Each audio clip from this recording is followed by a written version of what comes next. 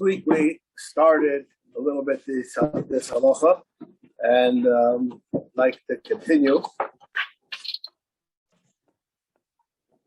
Again, person should go to work, make malachta arai and terasa keva.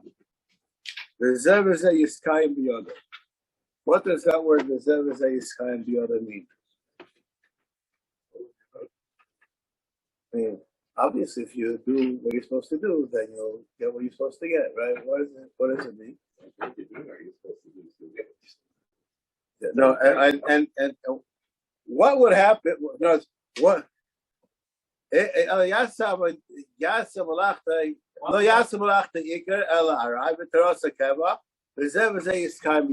one is lacking, then the other will also be lacking. Oh, okay. All right. That's an interesting question, an interesting approach. Now, I would think that the business because you're making a right won't be successful. Oh, so why? How could that be? Could be. Yeah. How will we arrive at this? What's worse?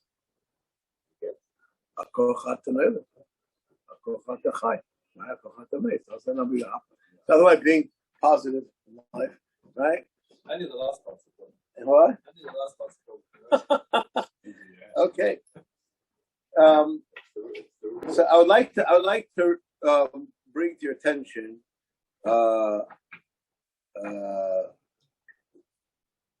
Mishnah Berurah, really, okay?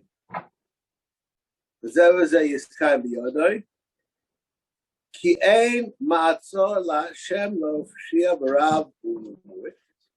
Kadosh Baruch Hu can work it out. V'yishlach lo brocha b'ma'aseh yodo. This Mishnah Berurah is very difficult for me to understand. Okay? Now, as I ask what's the pshat in the halacha, I'm asking it because I saw the Mishnah Berurah, not because I didn't see it. When somebody tells you that you should make malachta iker v'terasai malachta arai v'terasai iker, so he's not talking about in its importance to you. He's talking about in hours spent. Why would you think that? Because you could work more than that, but because not, then that's the other. So, but if that would be the case, then the halacha and Shulchan Aruch wouldn't make any sense. What's the problem? No, the problem is that you should go to work at all. What's the question? What? No, it's again. Mikol makom lo yasa. The person should go to work because you have to go to work. Okay. Mikol makom lo yasa malachta iker el arai v'terasa keva. So far, it could be like you're saying, but here comes my problem. V'zeh v'zeh yiskayim b'yodah.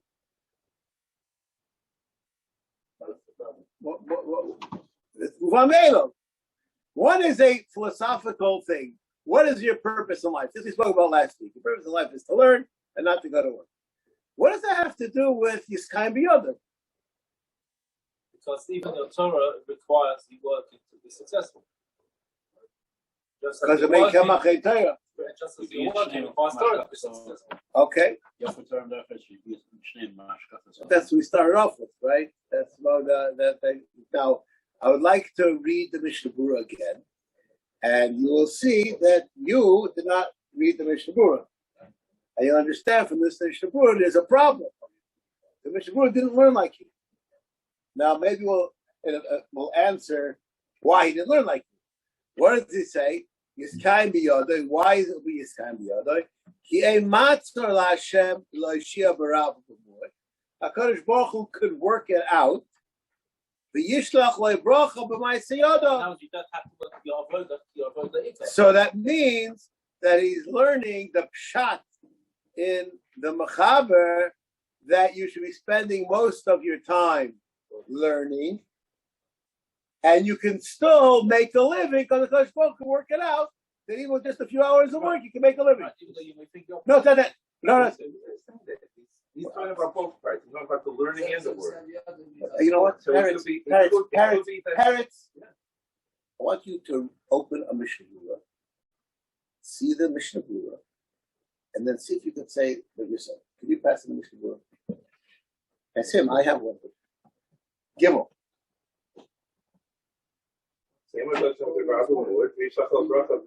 What is it?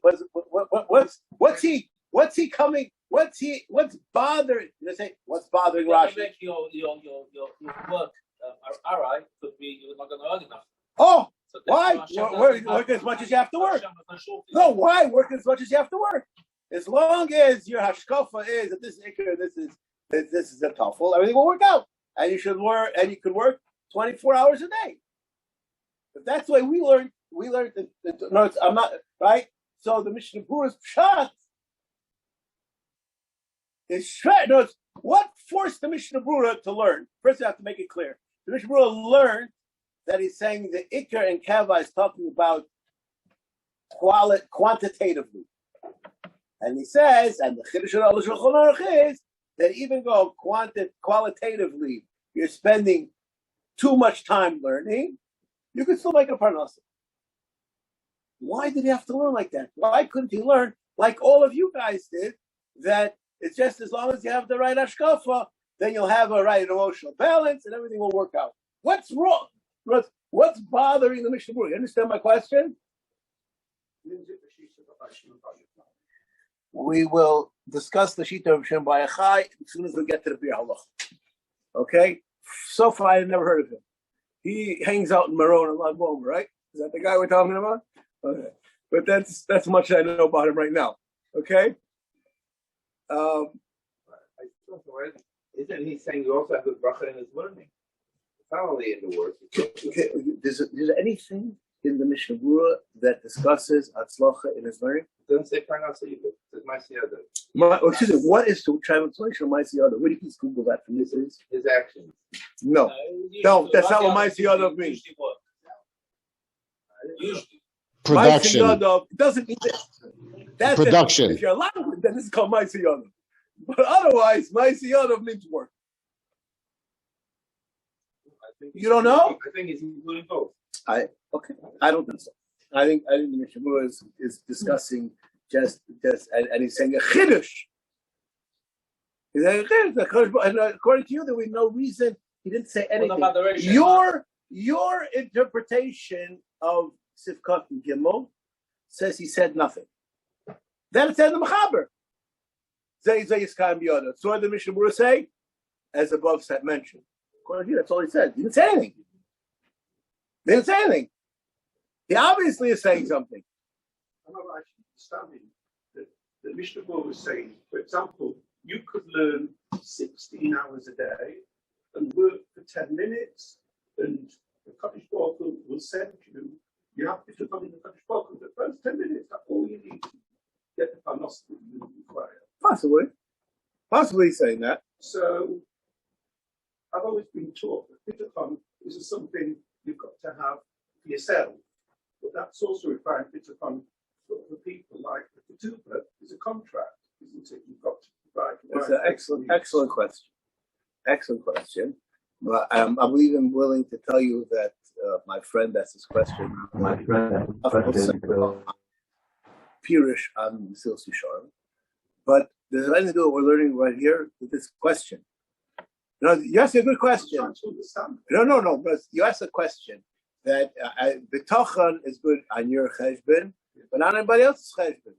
So that's an utterly ridiculous statement. I'm representing you because there's nothing that I do that doesn't affect other people. If I'm single, I have no wife and no children, and I'm going to have 100% bitachon. And at the end of the month, I don't have any money, so I'm going to knock on your door. So how can you say that it doesn't affect anybody? It's an excellent question. It's an excellent question. There's no such thing. There is no vacuum. No, this is a fascinating question.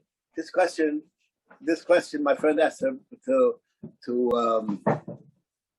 Chasana, and I will share with you a story, an unknown story. This story, I only know of two sources of the story.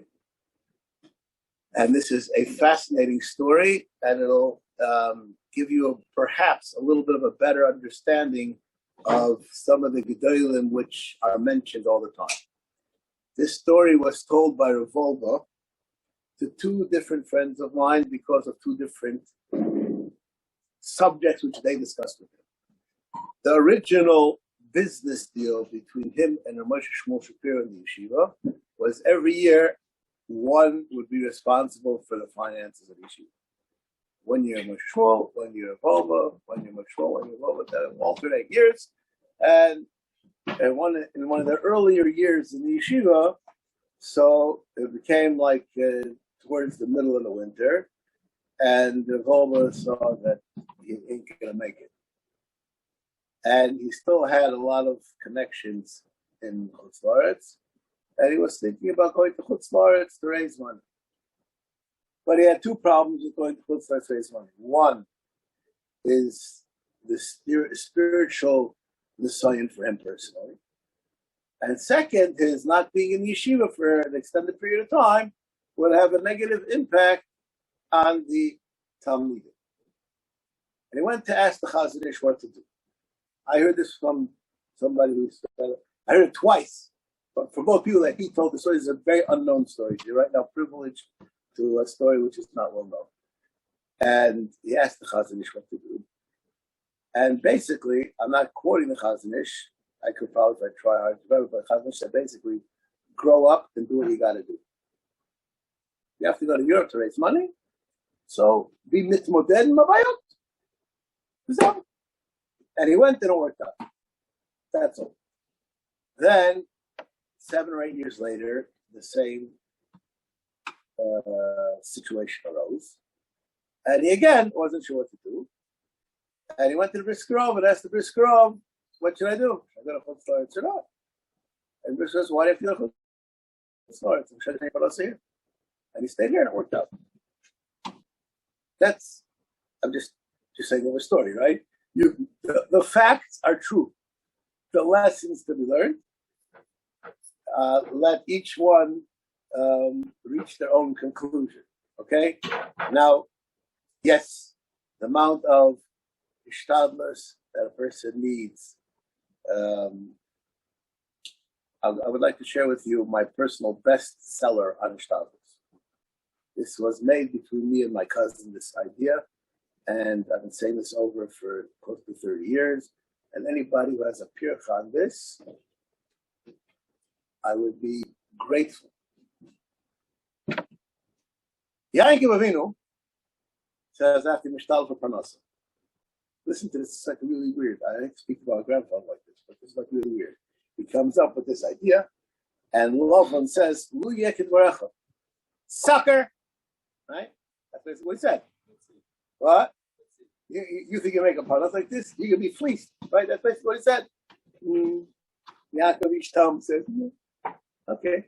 So now, all right.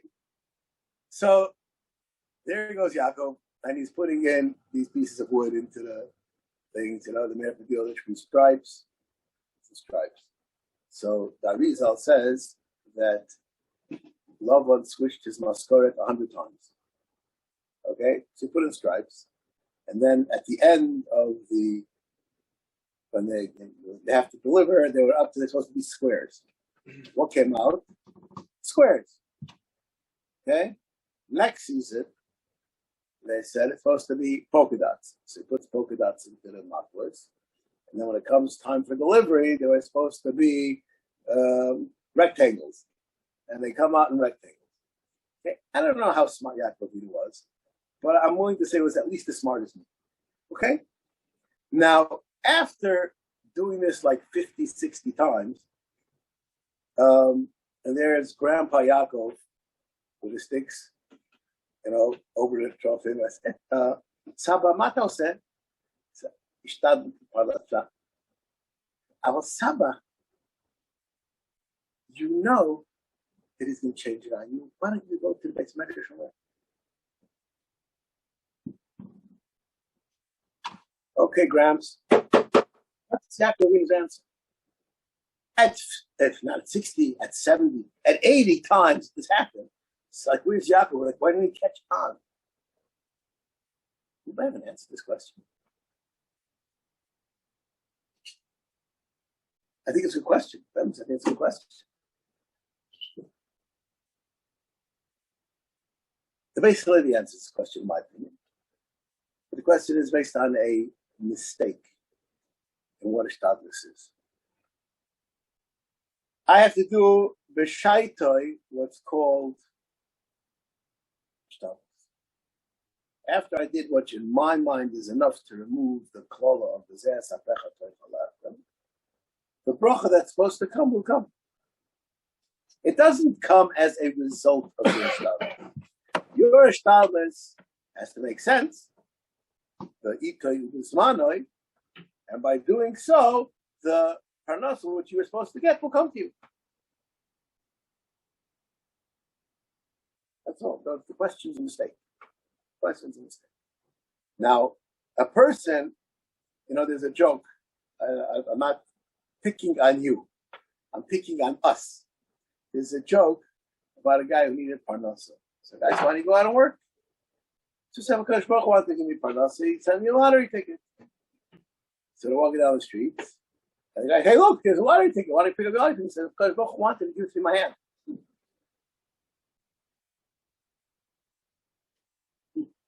Is he right or wrong? Wrong. Why? Just do something. You have to pick it up to show the fact that. I would like to share with you. I would like to share with you an incident which happens all the time, and I want you to tell me: is the guy right or wrong? I'm not talking about if his midas are right or wrong. I need a ride to the Kiryat. I stand on the corner of the bottom by the Magal, the Makaz with my finger out. And a guy stops and he says, I'm going 3/4 of the way. And I say, Kadosh Baruch Hu, you could do better. And he waits another 3 minutes. And a guy stops and he says, "Where do you need to go to the Kiryat?" So I'm going to the Kiryat too. Did you do the right thing or the wrong thing?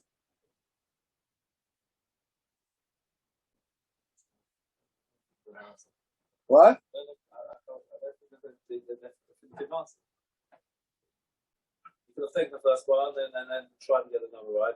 But Akash Baruch wants to give me a ride. Hayar Hashem Tikso, you can't get me a ride from here to the Kiryat. Bemet. That's where you are. Oh! That's where you hold it. Oh! Excellent. There's no definitive answer. Oh, no. There is a definitive answer, but it's not a uniform answer. It is, right? In other words, a person has to, in his own mind's eye, say that I did enough hishtadlus. The Baal Shem Tov, I don't know if you're a Machzir Shabbat, the Baal Shem Tov went collecting tzedakah, and he knocked on the Gvir's door, and the Gvir didn't answer, and he went weiter. And when the Gvir, when he went by, looked out and saw it was the Baal Shem Tov, he called him back. And the Baal Shem Tov kept on going. So the Gabbai said, Rebbe, he's letting you in. He said, I already did my shop. The Shem will send me away. I don't have to go back. Did you do the right thing or the wrong thing? Ouch. It depends where you're holding in your hishtadlus. There's the Beis Halevi says, I didn't need to get involved in the hishtadlus subject. The Beis Halevi says, and I don't think there's a more searing, disastrous statement than the Beis Halevi.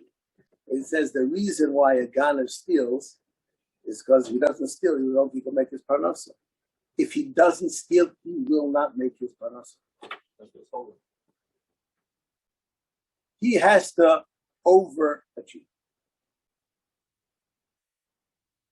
Now, having said that, I have no choice but to share with you an incident that happened in this base medrash.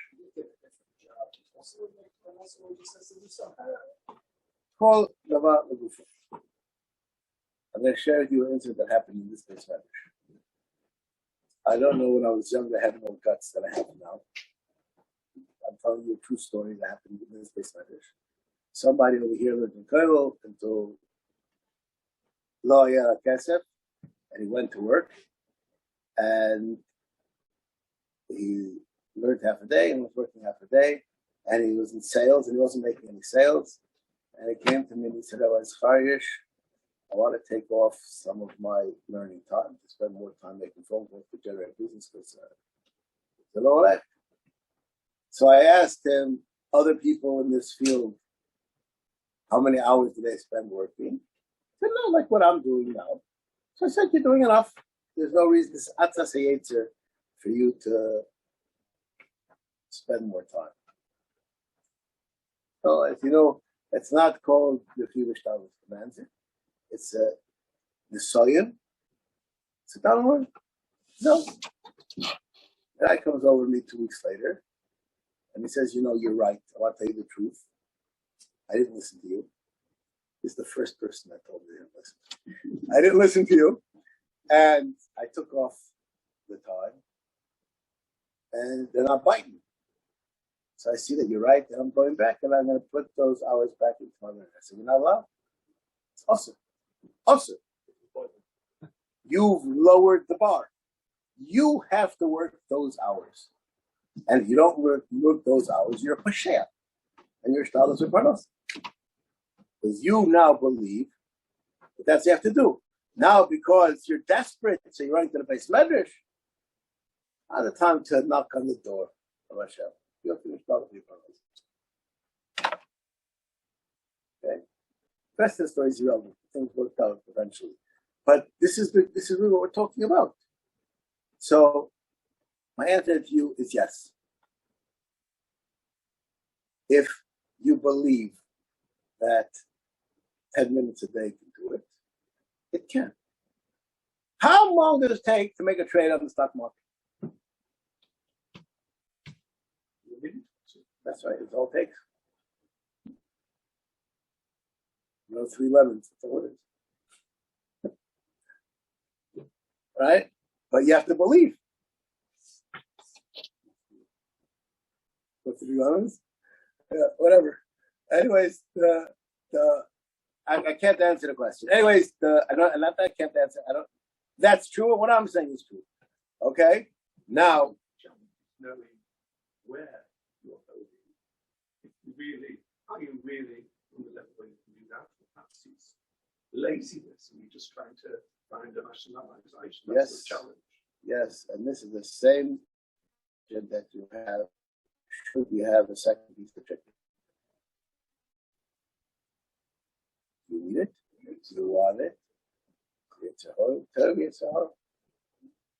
In every area, we are never free of the Yetzer Hara. The only place free of the Yetzer Hara is in Amrut. That's it. Famous story, about Sir Moses Montefiore. He made his fortune on the stock exchange in London. And from the age of 40, he did no more work. He just devoted himself to communal activities. Pursuits, yes. Yeah. Usually when a person makes lots of money on the stock exchange, I imagine you want to continue trying to make even more money. So the fact that he could cut himself off like that, I think it says a great deal. It does. It does. I'll just share with you a story which is said over here in the shul. Most of the people I don't think were in the shul said. There was a man about age 40 that had enough money to retire, and he was selling his business, about to go out of business, and sit and learn. And then somebody offered him a business opportunity that he could make a lot of money, and he wasn't sure what to do with this idea, and he went to Baruch Shlomo. And he asked him, should I take the job or not? Or should I sit and learn? That was a pretty stupid question, right? He would ask me, but for some reason he didn't ask me, he asked the Bar Leib. And the Bar Leib said, how many jobs will this business employ? So I said a few hundred people, whatever. He said, can they be B'nai Torah? He said, yes. So he said, so take the job. makriv your personal human in order to create jobs for Elohim. For some reason, they don't call me about my shame. I don't know why, but Echshahu. So yeah, you have to know. You have to know. I'm not, whatever. I'm not getting involved in this. It's a big world out there. But the bottom line is you have to understand. I didn't want to get so carried away on this subject. But the bottom line over here, there is some reason it seems to be clear, and perhaps I could even explain to it that he's talking about that you can have a bracha in what I would call ochal kimo umizbarach b'meyav. You could have a person doing a little bit, and it can be misparnessed like that. It can happen, and we see it. It's not, in today's generation, it's not even such a, I can't believe that such a thing could be. We see this all the time. All right? So, what? Because why does he have to say, it's push it. If you do what you're supposed to do, it'll be. But what's the Zevzei is Kamiyot? It's because it doesn't work out. So he has to explain what should be that shouldn't work out. If you do what you're supposed to do, it'll be okay. You know what? Your person should eat healthy and do what you're supposed to do, and that's it. And then the footnote is, and you live long. Obviously, that was the subject, right? You don't have to say that. So if you say if you do what you're supposed to do, it'll work out because that's supposed to be. So it has to be that there's something be'etzem wrong with the equation. It says that there will be a bracha, not what you're doing. Now, I don't want to say something which could cause damage to people, but I would like to share with you a phenomenon which I know of today. There are people that are in chinuch and struggled all the years in chinuch, and they somehow retire and move to Lakewood and learn. Many. Tens of people I know have done it.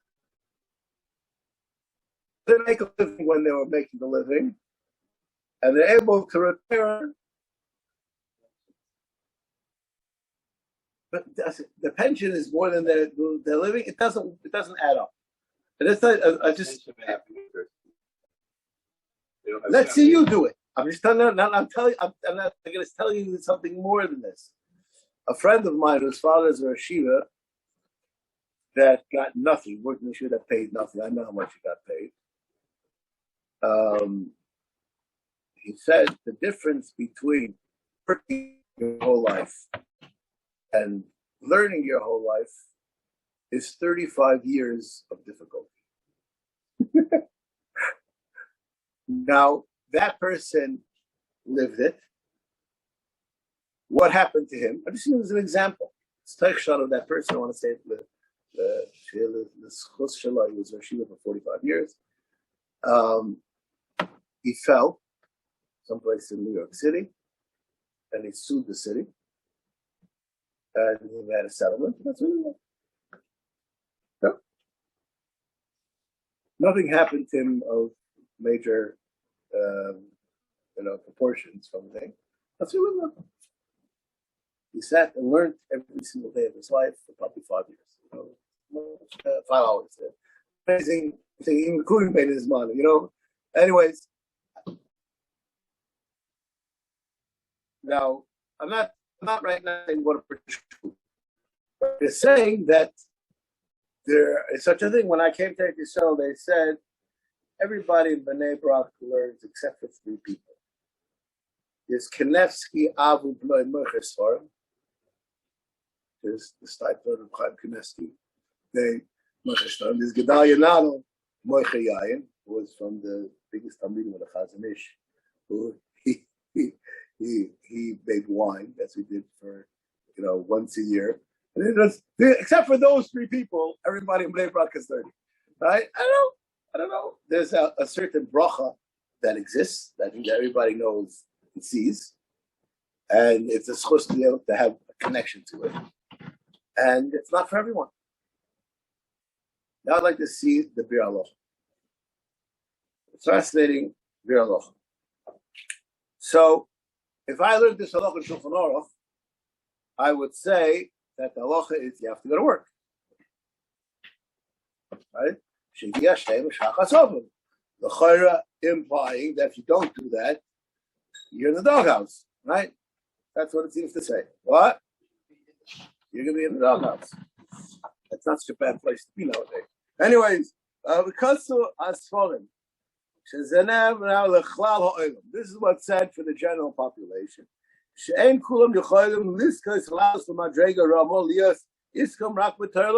everybody's able to become what's called terosam unosom. There are always those yechidim who are able to dedicate their lives to Torah study. But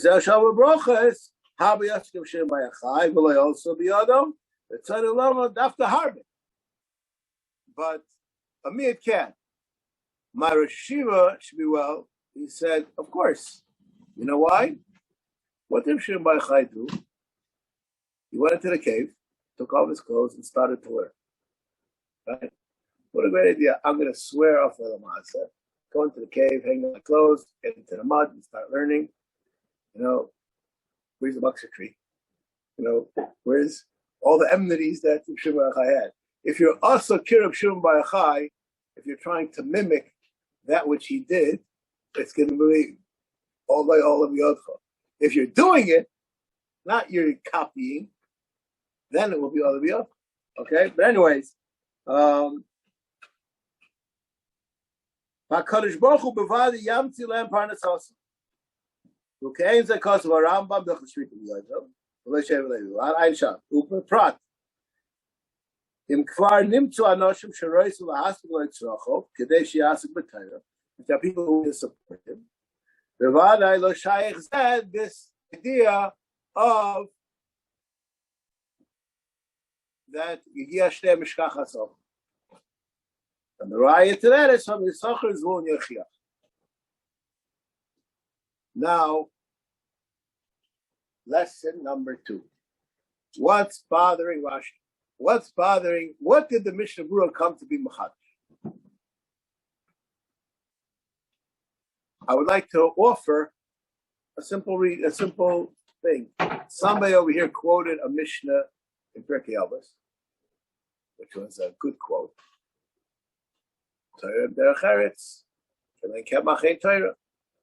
Right? Now, are those necessary components or are those practical components?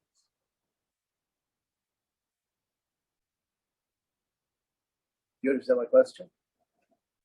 What? It's a necessary have to be practical. Again, the situation that you live in, so then you have to have it, right?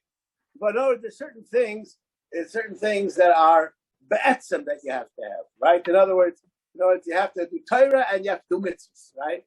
It's not like, at a simple level, both of things are, there's a triangle, Torah, these are the things that are necessary components, right? Is going to work something it has to be, or the circumstance demands that it be? Not the same thing. I don't know. I learned Allah over here. It's important to go to work because going to work is to someone. How do you know that? That's the Bri Halacha is telling you.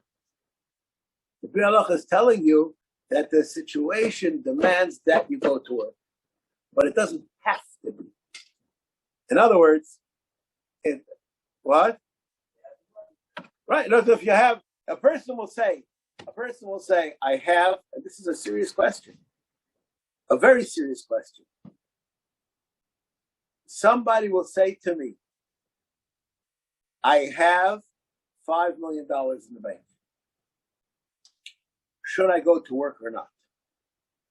Most people, I will say you should go to work. You know why? Very simple. Keep out of trouble. Okay? Keep out of trouble. And most people, I don't think, are able to sit and learn a full day. And I'm not able to. It's not Not because they can't afford to, they're not able to. So they will decay. And it's a good therapy. It's called work therapy. They don't have that nowadays because that's not like, it's too productive. We don't have such kinds of therapies. Work therapy, right? So, no, it's a good thing. Going to work is a good thing. But is it a necessary thing?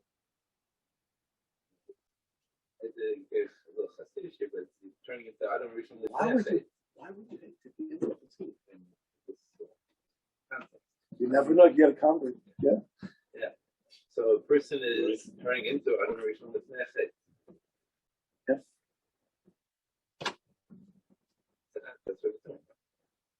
I think that's true. I think that's true. I think that not only that.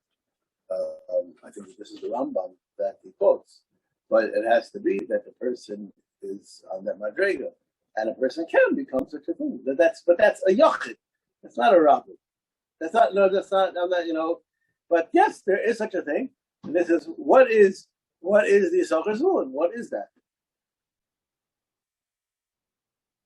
What is that? It means that there is such a thing. Once a person has taken care of the finances, so that if a person can learn the whole time, a person can, so you should find something else to do that's productive. One of those things is work. Sorry, what did you say? So the trouble that I mentioned once in the share that I'm a lion denying the mother identifies them by their occupation. I mean, is that teaching us something about working? I mean, that's hard for me to think that people like Yitzchak Nach, that they could not have also followed the path of listen, I will answer your question. I'll answer your question. I'm not going to answer this in this year, but I'll say your question to the 20th power. Listen to the chutz for this question. Don't ever say this question over B'Shmi. You can say it over as your own question. Don't say it B'Shmi. Who was a bigger tzaddik? Rav Shimon bar Yochai or Yaakov Avinu? How's that for chutz?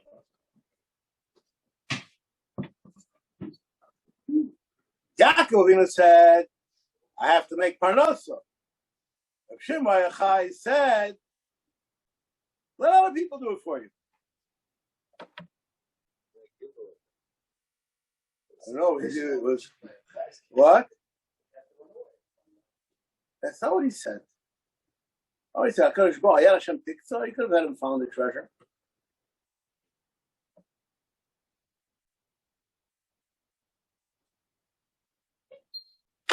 Question to the 20th power? He had to work until he got his wife's to support him. I can't believe that HaKadosh Baruch Hu could have filled in that gap, right? Well, I will leave it here as a question, right? But there are answers. I have 2 or 3 answers to this question.